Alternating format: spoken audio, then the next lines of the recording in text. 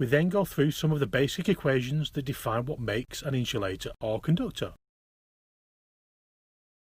We then start looking at some real issues that designers face in using these materials, including the problems posed by electrical clearances and tracking on insulators.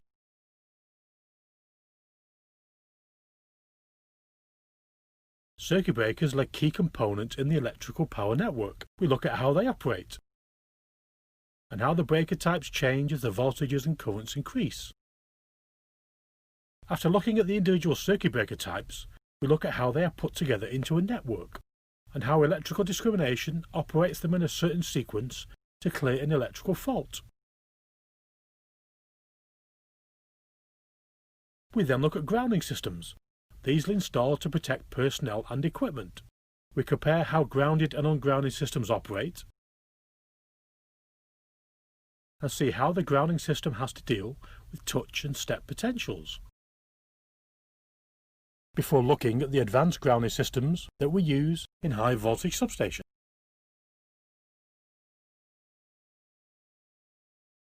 We then look at how an electrical power network is designed and operated. We begin by comparing ring and radial systems, before looking at how ring main units are used in a distribution system. We finish the network section by looking at how ring systems are used in transmission substations.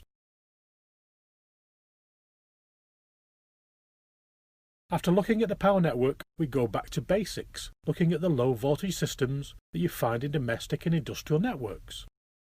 We see how a consumer unit is connected, and how socket systems and lighting systems are connected together. Cables are used to transport electricity around the system, from the small cables used in domestic situations, right up to the power cables that are used to take bulk power around the distribution network. We see how they're designed and installed. The other way that we take power around the network is overhead lines. We look at all the basic elements of overhead lines, including how the towers are constructed, the electrical clearances involved, and the conductor types.